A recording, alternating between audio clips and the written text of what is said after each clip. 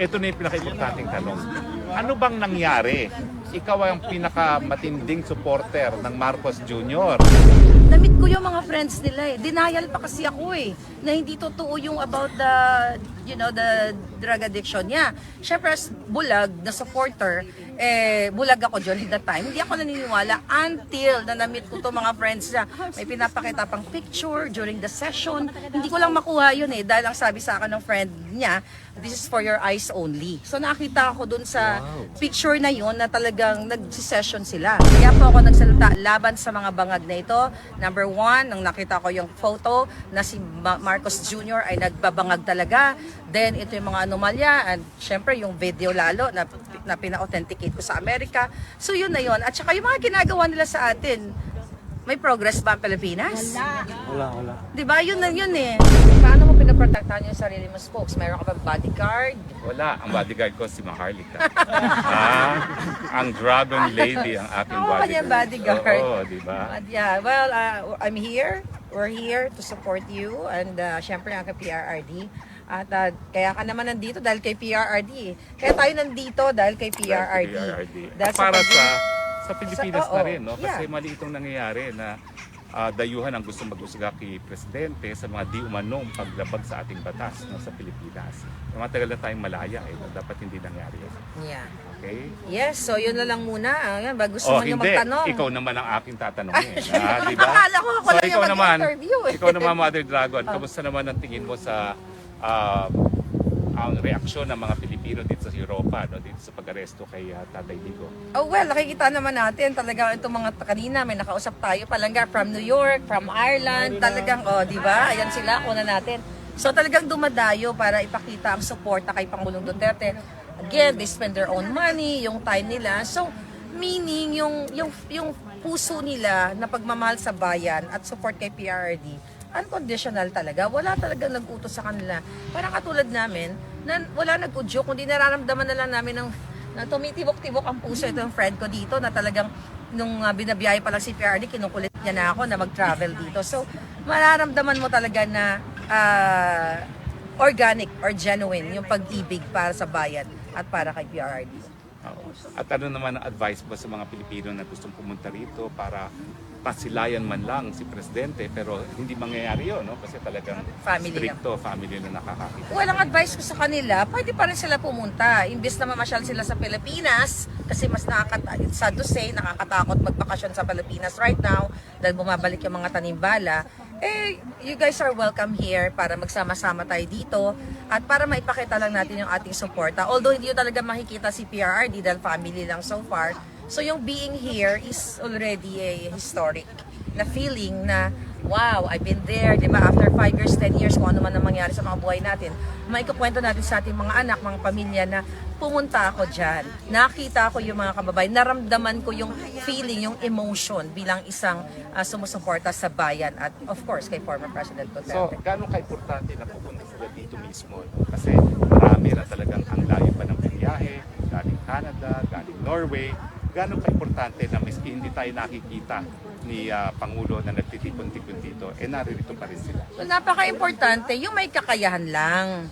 'Di ba? Kasi hindi naman din ganoon ka mura yun ang magbiyahe dito. Sabi, lagi nga ako nanawagan noon na yung hindi pa ako nakarating dito sa lahat po ng may mga kakayahan, magdumalaw kayo para maipakita natin yung presensya natin. Although, yun nga, hindi talaga natin makikita si PRRD dahil hindi naman tayo kasama sa family. So, yung presensya natin, napaka-importante yun na maipamalas natin. Ganun naman when you support someone, pag umiibig ka, di ba? Sabi nga nila, tatahakin ang lahat, maabot ka lamang. So, pag-ibig sa bayan at pag-ibig sa ating former President Duterte. At gano'ng ka-importante na yung mga tao ngayon sa Pilipinas ay mag-shout out day para iparating sa administrasyon nito na mali ang kanilang ginawa kay dating Presidente Rodrigo Roa Duterte. Sabi nila, wala naman nangyayari Hindi naman daw nagpi-people power at hindi na mauulit daw ang 1986. Ano tingin mo? Well, napaka-importante na mag-speak up day ang lahat. At nakita naman natin na talagang, I may say, multi-million Filipinos all over the world na nagpakita na pinarinig yung boses nila. So, ibig sabihin, hindi lang tayo, dalawa ang nagsasabi na something wrong with the Bangag administration. Ibig sabihin, mas marami ang mulat. Pero doon naman siya nagsasabi na, mabasa kayo lahat, wala pa rin revolusyon. Ang peaceful revolution naman hindi nangyayari ng overnight. Diba? Pag tinignan mo yung history ng revolusyon ng iba't ibang bayan, ibang nasyon, ay hindi naman nangyayari yun ng 1 day, 2 days, 3 days, or 7 days. May proseso. So, kailangan lang ma-sustain natin yung laban natin. Yung pagpapakita natin na ayaw na natin sa cocaine addictus na presidente. Authenticated naman yan. Kaya nga, lagi ko silang challenge, no? Spokes na, kung talagang ako ay nagpapakalat dito ng kasinungalingan, which is yun ang binabato nila sa akin, and then file sila ng case against me na nag-AI ako o nag-fabricate ako ng storya. Kasi nakafile nga sila ng 4 cases defamation case sa Amerika. Bakit hindi nila ako filean dun sa particular issue ng pulboronic video? 'Di ba? Kasi authenticated ayaw nilang magkaharap kami ni Marcos Jr. sa korte siguro, kaya takot naman sila mag-file ng case. Well, alam mo, maraming sinabi mga NBI na AI daw yung pulboronic video na ipinakita mo. Ano bang nakasaad dyan sa authentication? Sino yan? At bakit kasinungalingan yung sinasabi ng mga taong gobyerno na AI daw yung pulboronic video na yun? Spokes, imagine mo, that was State of the Nation, di ba? Last year, July yon. So, nung pinalabas ko yun, nandoon ka, nataranta sila at bigla silang nag-conclude na AI without really studying or ng expert. Ang expert lang nila, picture. Hindi naman ganun yung forensic investigation May dadaan kang proseso. So, definitely, yun ay kanilang pagtatanggol. Yung NBI Director, NBI, PNP, DILG, lahat naman sila during that time, tinakot ako Nakakasuhan nila ako. Kung natatandaan ninyo, kakasuhan namin na nagpakalat ng AI video. Mag-iisang taon na. I challenge them every day. Kasuhan nyo na ako patungkol dun sa video na yun. Kung AI yun. Sinagot ko naman, sinagot ko nga yung 4 na kaso nila. Ba't hindi ko sasagutin itong video na ito na sinasabi nilang AI?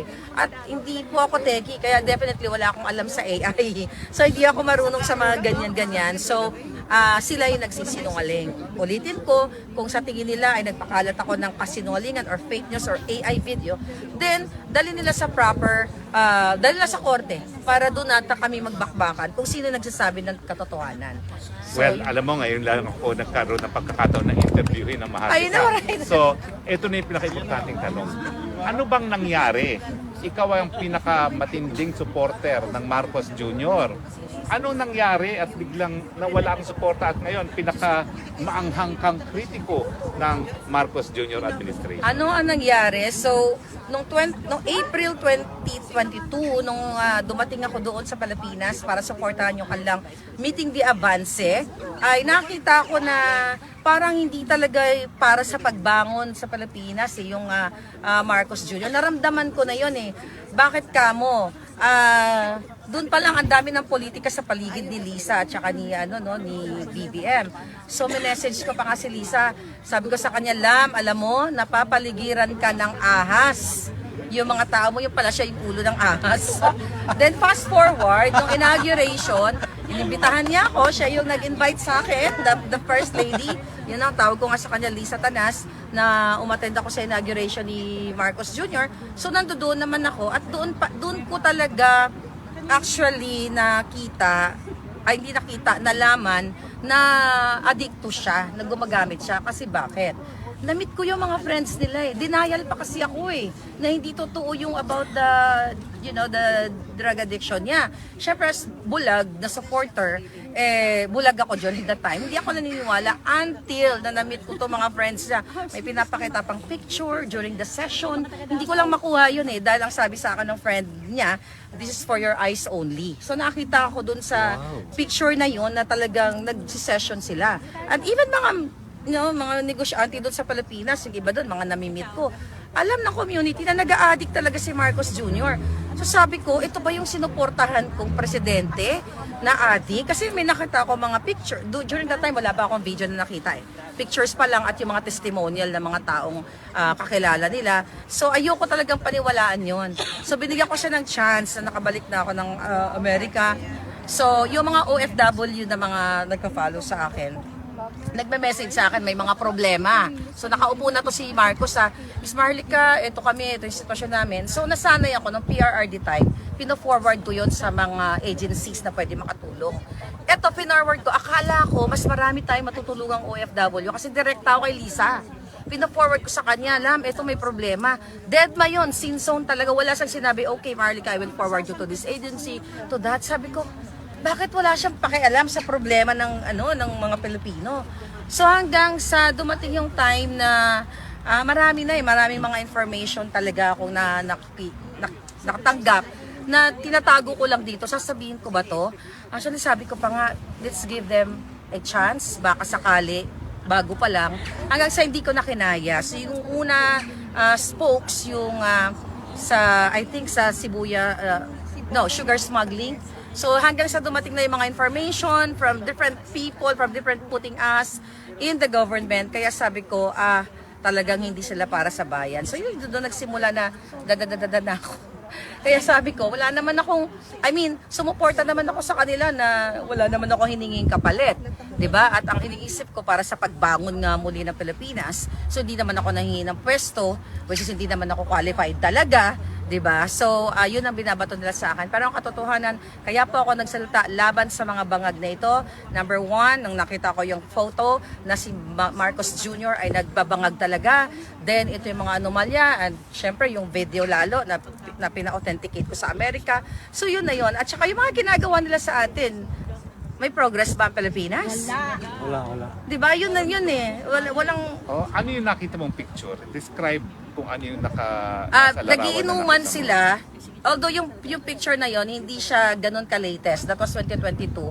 Nagiinuman sila. Well, ang iba doon patay na eh. Yung kaibigan niya.